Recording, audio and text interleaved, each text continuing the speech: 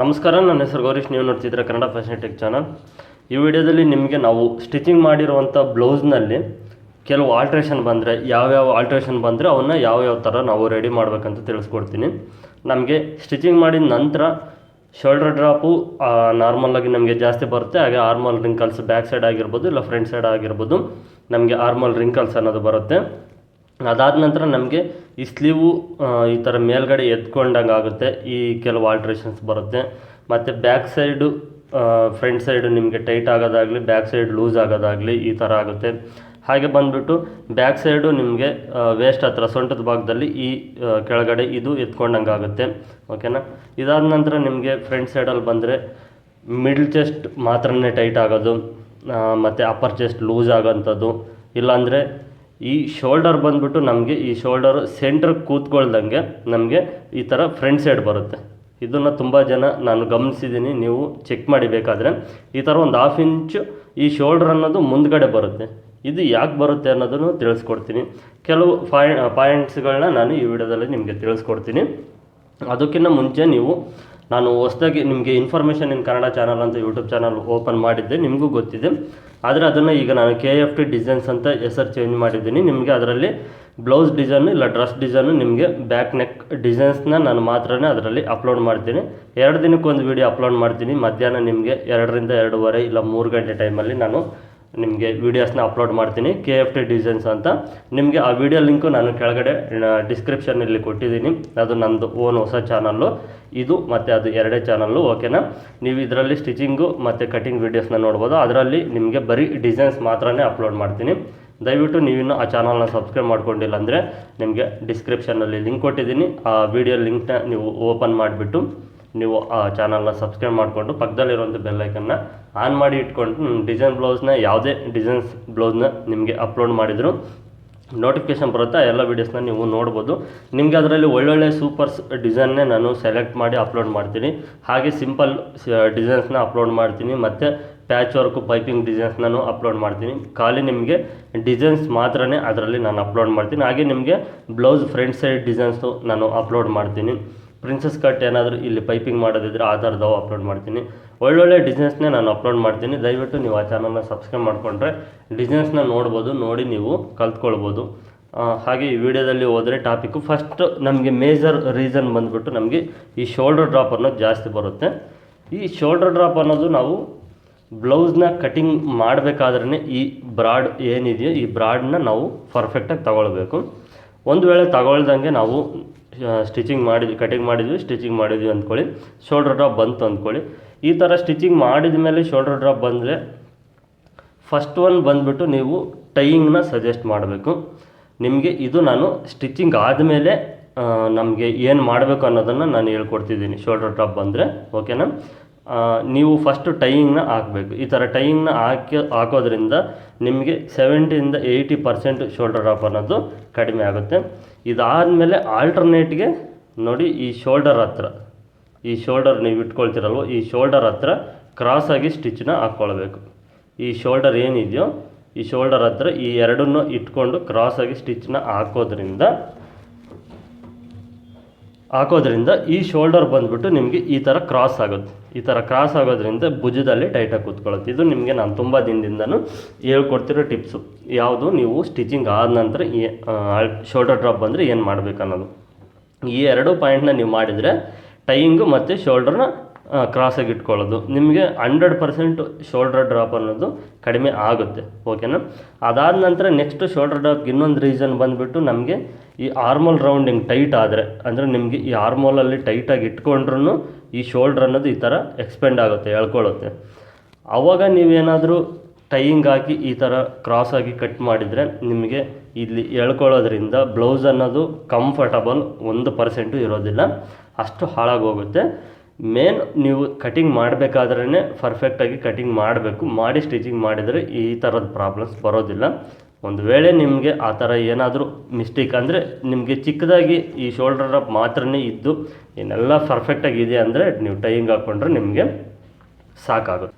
Next ನಿಮಗೆ ಈ shoulder front side 1/2 inch ಏನಕ್ಕೆ ಮುಂದೆ ಬರುತ್ತೆ ಅಂದರೆ ನೋಡಿ, ಈ ಸೆಂಟ್ರ್ ಡಾಟ್ ಕಾರಣ ಅದಕ್ಕೆ. ಈ ಸೆಂಟ್ರ್ ಡಾಟು ನಿಮಗೆ ಕಡಿಮೆ ಇತ್ತು ಅಂದ್ಕೊಳ್ಳಿ, ಅಂದರೆ ನೀವು ಮೇಲ್ಗಡೆ ಹಾಕಿದ್ರಿ ಅಂದ್ಕೊಳ್ಳಿ, ಇನ್ನೂ ಸ್ವಲ್ಪ ಮೇಲ್ಗಡೆ ಹಾಕಿದ್ರೆ ಅಂದ್ಕೊಳ್ಳಿ, ಆಗ ಈ ಡಾಟ್ ಬಂದುಬಿಟ್ಟು ಏನಾಗುತ್ತೆ, ಇದು ಈ ಥರ ಎಕ್ಸ್ಪೆಂಡ್ ಆಗುತ್ತೆ. ಈ ಥರ ಎಕ್ಸ್ಪೆಂಡ್ ಆಗೋದ್ರಿಂದ ಕರೆಕ್ಟಾಗಿ ಡಾಟ್ ಹಾಕಿಲ್ಲ ಅಂದರೆ ಈ ಥರ ಎಕ್ಸ್ಪೆಂಡ್ ಆಗುತ್ತೆ. ಎಕ್ಸ್ಪೆಂಡ್ ಆಗೋದ್ರಿಂದ ಈ ಶೋಲ್ಡರ್ ಬಂದುಬಿಟ್ಟು ಈ ಥರ ಮುಂದ್ಗಡೆ ಜಗ್ಗುತ್ತೆ ಈ ಥರ, ಓಕೆನಾ. ಅದೇ ನೀವೇನಾದರೂ ಈ ಡಾಟ್ನ ನೀವು ಇನ್ನೂ ಏನಾದರೂ ಕೆಳಗಡೆ ಹಾಕಿದ್ರು ಅಂದ್ಕೊಳ್ಳಿ, ಜಾಸ್ತಿ ಹಾಕಿದ್ರು ಅಂದ್ಕೊಳ್ಳಿ, ಈ ಕಫ್ಸ್ ಅನ್ನೋದು ತುಂಬ ಲೂಸ್ ಆಗುತ್ತೆ. ಹಾಗಾಗಿ ಈ ಡಾಟ್ ಅನ್ನೋದು ಪರ್ಫೆಕ್ಟಾಗಿ ಸೆಂಟರ್ ಡಾಟ್ ನಮಗೆ ಮೇನ್ ಇಂಪಾರ್ಟೆಂಟು. ಈ ಡಾಟ್ ಅನ್ನೋದು ನೀವು ಪರ್ಫೆಕ್ಟಾಗಿ ಹಾಕಿದ್ರೇ ಶೋಲ್ಡರ್ ಪರ್ಫೆಕ್ಟಾಗಿ ಕೂತ್ಕೊಳ್ಳೋದು, ಇಲ್ಲ ಅಂದರೆ ಕೂತ್ಕೊಳ್ಳೋದಿಲ್ಲ.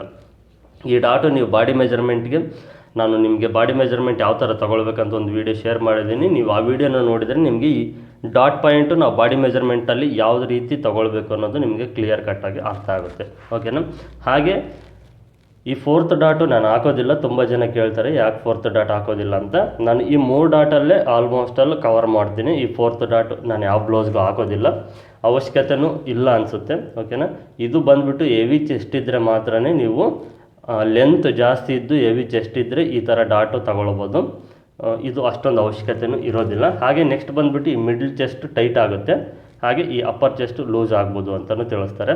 ಈ ಅಪ್ಪರ್ ಚೆಸ್ಟು ನಾವು ಬಾಡಿ ಮೆಜರ್ಮೆಂಟ್ ಅಪ್ಪರ್ ಚೆಸ್ಟ್ ತೊಗೊಂಡಿರ್ತೀವಲ್ವ ಅಷ್ಟೇ ಇರಬೇಕು. ನೋಡಿ, ನಾವು ಬಾಡಿ ಮೆಜರ್ಮೆಂಟ್ ತಗೊಂಡಾಗ ಎಷ್ಟಿರುತ್ತೋ, ಈಗ ಇದು 8.5 ಇದೆ ಅಂದರೆ 8.5 ಬಾಡಿ ಮೆಜರ್ಮೆಂಟ್ ನಾವು ತಗೊಂಡಾಗ ನಮಗೆ 8.5 ಅಂದರೆ 34 ಇಂಚು ಅಪ್ಪರ್ ಚೆಸ್ಟ್ ಬಂತು ಅಂದ್ಕೊಳ್ಳಿ, ಓಕೆನಾ. 4ನೇ ಭಾಗ ಬಂದುಬಿಟ್ಟು ನಮಗೆ 8.5 ಬರುತ್ತೆ. ಫ್ರಂಟ್ ಸೈಡ್ ಪಾರ್ಟ್ ಮಾತ್ರ ಇದು ನಮಗೆ 8.5ನೇ ಬರಬೇಕು, ಓಕೆನಾ. 8.5 ಬಂದರೆ ಈ ಅಪ್ಪರ್ ಚೆಸ್ಟ್ ಅನ್ನೋದು ಇಲ್ಲಿ ಮೇಲ್ಗಡೆ ಟೈಟಾಗಿ ಕೂತ್ಕೊಳ್ಳುತ್ತೆ. ಮಿಡ್ಲ್ ಚೆಸ್ಟ್ ಯಾಕೆ ಟೈಟಾಗಿ ಕೂತ್ಕೊಳ್ಳುತ್ತೆ ಅಂದರೆ, ನೀವೇನು ಮಾಡ್ತೀರಾ, ಈ ಅಪ್ಪರ್ ಚೆಸ್ಟ್ ಅನ್ನೋದನ್ನು ಬ್ಯಾಕ್ ಸೈಡ್ ಪಾರ್ಟ್ಗೆ ನಾನು ಏನು ತೋರಿಸ್ತೀನೋ ಅದಕ್ಕೆ ಮಾರ್ಕ್ ಮಾಡಿಕೊಂಡು ಕಟಿಂಗ್, ಅದಕ್ಕೆ ಕರೆಕ್ಟಾಗಿ ಸ್ಟಿಚಿಂಗ್ ಮಾಡಿಕೊಂಡ್ರೆ ಈ ಡಾಟ್ ಇಟ್ಕೊಂಡಾಗ ಇದು ಪರ್ಫೆಕ್ಟಾಗಿ ಆಗುತ್ತೆ. ಈ ಡಾಟ್ಗಳಲ್ಲಿ ನೀವು ಏನಾದರೂ ಮಿಸ್ಟೇಕ್ಸ್ ಮಾಡಿದರೆ ನಿಮಗೆ ಈ ಮಿಡ್ಲ್ ಚೆಸ್ಟ್ ಅನ್ನೋದು ತುಂಬ ಟೈಟ್ ಆಗುತ್ತೆ. ಮತ್ತು ಮಿಡ್ಲ್ ಚೆಸ್ಟ್ ಜಾಸ್ತಿ ಇದ್ದು ಅಪ್ಪರ್ ಚೆಸ್ಟ್ ಕಡಿಮೆ ಇದ್ದರೆ ಈ ಮಿಡ್ಲ್ ಚೆಸ್ಟ್ ಮೇಲೆ ನೀವು ಡಿಪೆಂಡ್ ಮಾಡ್ಕೊಳ್ಬೇಕು. ಫ್ರಂಟ್ ಸೈಡು ಮಿಡ್ಲ್ ಚೆಸ್ಟ್ ಮೇಲೆ ಇದನ್ನು ಡಿಪೆಂಡ್ ಮಾಡಿಕೊಂಡು ಕಟಿಂಗ್ ಮಾಡಬೇಕು. ಆವಾಗ ನಿಮಗೆ ಈ ಡಾಟು ಸ್ವಲ್ಪ ಜಾಸ್ತಿ ಬರುತ್ತೆ. ಈ ಡಾಟ್ನ ಜಾಸ್ತಿ ತೊಗೊಳ್ಬೇಕಾಗುತ್ತೆ, ಯಾಕಂದರೆ ಅಪ್ಪರ್ ಚೆಸ್ಟ್ ಆವಾಗ ಜಾಸ್ತಿ ಬರುತ್ತೆ ಮಿಡ್ಲ್ ಚೆಸ್ಟ್ ಮೇಲೆ ಹೋದರೆ. ಆವಾಗ ಈ ಡಾಟ್ನ ನೀವು ಜಾಸ್ತಿ ಇಟ್ಕೊಳ್ಬೇಕು, ಒಂದು 1/2 ಇಂಚ್ವರೆಗೂ ಇಟ್ಕೊಳ್ಬೇಕು. ಮತ್ತು ಇಲ್ಲಿ ಕ್ರಾಸಾಗಿ ಈ ಪಟ್ಟಿ ಉಕ್ಸ್ ಪಟ್ಟಿ ಹತ್ರ ಕ್ರಾಸಾಗಿ ಒಂದು 1/2 ಇಂಚ್ ಕಟ್ ಮಾಡಬೇಕು. ಈ ಟ್ರಿಕ್ಸ್ಗಳನ್ನ ನಾನು ನಿಮಗೆ ಪದೇ ಪದೇ ತಿಳಿಸ್ತಾನೆ ಇರ್ತೀನಿ, ಆದರೂ ನನಗೆ ಕಾಮೆಂಟ್ ಸೆಕ್ಷನ್ನಲ್ಲಿ ನೀವು ಕಾಮೆಂಟ್ ಮಾಡಿ ಕೇಳ್ತಾನೆ ಇರ್ತೀರ. ನಿಮಗೆ ನಾನು ತಿಳಿಸೋದು ಒಂದೇ, ವೀಡಿಯೋನ ಕಂಪ್ಲೀಟಾಗಿ ನೋಡಬೇಕು, ಫಸ್ಟಿಂದ ಲಾಸ್ಟ್ವರೆಗೂ ನೋಡಿದ್ರೇ ನಿಮಗೆ ಏನಾದರೂ ಅರ್ಥ ಆಗುತ್ತೆ. ಈಗ ನಿಮಗೆ ತಿಳಿಸ್ಕೊಟ್ಟಿದ್ದೀನಿ. ಈಗ ಫ್ರಂಟ್ ಮಿಡ್ಲ್ ಚೆಸ್ಟ್ ಯಾಕೆ ಬರುತ್ತೆ, ಮತ್ತು ಅಪ್ಪರ್ ಚೆಸ್ಟು, ಮತ್ತು ಈ ಶೋಲ್ಡ್ರು, ಹಾಗೆ ಬಂದುಬಿಟ್ಟು ನೆಕ್ಸ್ಟ್ ನಿಮಗೆ ಈ ಶೋಲ್ಡರ್ ಡ್ರಾಪು, ಇಷ್ಟು ತಿಳಿಸ್ಕೊಟ್ಟಿದ್ದೀನಿ. ನೆಕ್ಸ್ಟು ಆರ್ಮೋಲ್ ರಿಂಕಲ್ಸು ನಮಗೆ ಮೇಜರಾಗಿ ಬರುತ್ತೆ.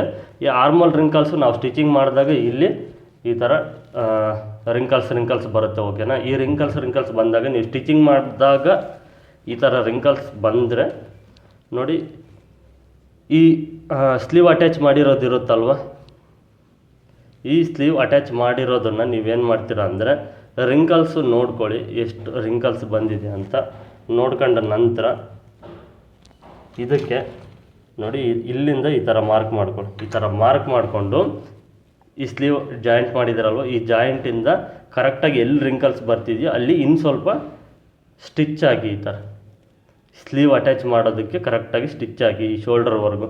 ಫ್ರಂಟ್ ಸೈಡು ಮತ್ತು ಎಲ್ಲಿ ಬರುತ್ತೋ ನೋಡ್ಕೊಳ್ಳಿ ರಿಂಕಲ್ಸು, ಅಲ್ಲಿ ಕರೆಕ್ಟಾಗಿ ಈ ಥರ ಶೇಪ್ ತಗೊಳ್ಳಿ. ಅಂದರೆ ಇದು ನಿಮಗೆ ಪ್ರಾಬ್ಲಮ್ ಎಲ್ಲಾಗಿರುತ್ತೆ ಅಂದರೆ, ನಾನು ಈ ಥರ ಸ್ಟಿಚ್ನ ಯಾಕೆ ಹಾಕಿ ಅಂತ ಹೇಳ್ತೀನಿ ಅಂದರೆ, ಈ ಶೇಪ್ ಅನ್ನೋದು ನೀವು ಕಡಿಮೆ ತೆಗೆದಿರ್ತೀರ, ಅಂದರೆ ಈ ಕಡೆ ಸೈಡ್ ಜಾಸ್ತಿ ತೆಗೆದಿರ್ತೀರ, ಶೇಪ್ ಅನ್ನೋದು ಸ್ವಲ್ಪ ಜಾಸ್ತಿ ತೆಗೆದಿರೋದಿಲ್ಲ, ಹಾಗಾಗಿ ಈ ರಿಂಕಲ್ಸ್ ಬರುತ್ತೆ.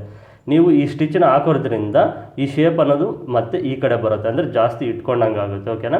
ಸ್ಟಿಚಿಂಗ್ ಮಾಡಿದಾಗ ಆರ್ಮಲ್ ರಿಂಕಲ್ಸ್ ಬಂದರೆ ಈ ಪಾಯಿಂಟ್ನ ನೀವು ಮೇನ್ ನೆನಪಿನಲ್ಲಿ ಇಟ್ಕೊಳ್ಳಿ. ಸ್ಲೀವ್ ಅಟ್ಯಾಚ್ ಮಾಡಿರೋದು ಇದಿರುತ್ತಲ್ವ, ಇದನ್ನು ಇನ್ನು ಸ್ವಲ್ಪ ಸ್ಟಿಚ್ನ ಮಾಡ್ಕೊಳ್ಳಿ. ಸ್ಟಿಚ್ನ ಮಾಡ್ಕೊಳ್ಳೋದ್ರಿಂದ ಶೇಪ್ ಅನ್ನೋದು ಪರ್ಫೆಕ್ಟಾಗಿ ಬರುತ್ತೆ. ಇಷ್ಟು ಈ ವಿಡಿಯೋದಲ್ಲಿ ನಾನು ನಿಮಗೆ ತಿಳಿಸ್ಕೊಟ್ಟಿದ್ದು. ಇನ್ನಷ್ಟು ನಿಮಗೆ ಮೇಜರ್ ಡೌಟ್ಸು ಮತ್ತು ಆಲ್ಟ್ರೇಷನ್ಸು ಏನಾದರೂ ಬರೋಂಥವಿದ್ದರೆ ಮತ್ತೆ ಮುಂದಿನ ವೀಡಿಯೋದಲ್ಲಿ ಯಾವಾಗಾದರೂ ನಿಮಗೆ ತಿಳಿಸ್ಕೊಡ್ತೀನಿ ಅಂತ ತಿಳಿಸ್ತೀವಿ. ಇಲ್ಲಿಗೆ ಈ ವಿಡಿಯೋನ ಮುಗಿಸ್ತಾ ಇದ್ದೀನಿ. ಹಾಗೆ ನಿಮಗೆ KFT ಡಿಸೈನ್ಸ್ ಅಂತ ನನ್ನ ಹೊಸ ಚಾನಲ್ ಲಿಂಕ್ನ ಡಿಸ್ಕ್ರಿಪ್ಷನಲ್ಲಿ ಕೊಟ್ಟಿದ್ದೀನಿ, ದಯವಿಟ್ಟು ಅದನ್ನು ಸಬ್ಸ್ಕ್ರೈಬ್ ಮಾಡ್ಕೊಳ್ಳಿ. ಡಿಸೈನ್ಸ್ ಬ್ಲೌಸ್ನ ಕಲ್ತ್ಕೊಳ್ಬೇಕಂದ್ರೆ ಪಕ್ಕದಲ್ಲಿರುವಂಥ ಬೆಲ್ ಐಕನ್ನ ಕ್ಲಿಕ್ ಮಾಡಿದರೆ ನೋಟಿಫಿಕೇಷನ್ ಆನ್ ಆಗುತ್ತೆ. ನಾನು ಯಾವುದೇ ವೀಡಿಯೋನ ಅಪ್ಲೋಡ್ ಮಾಡಿದರೆ ನಿಮಗೆ ನೋಟಿಫಿಕೇಷನ್ ಬರುತ್ತೆ, ಎಲ್ಲ ವೀಡಿಯೋಸ್ನ ನೋಡ್ಬೋದು ಅಂತ ತಿಳಿಸ್ತೆ. ಇಲ್ಲಿಗೆ ವಿಡಿಯೋ ಮುಗಿಸ್ತೀನಿ. ಈ ವಿಡಿಯೋ ನೋಡಿದ್ದಕ್ಕೆ ಎಲ್ರಿಗೂ ಧನ್ಯವಾದಗಳು.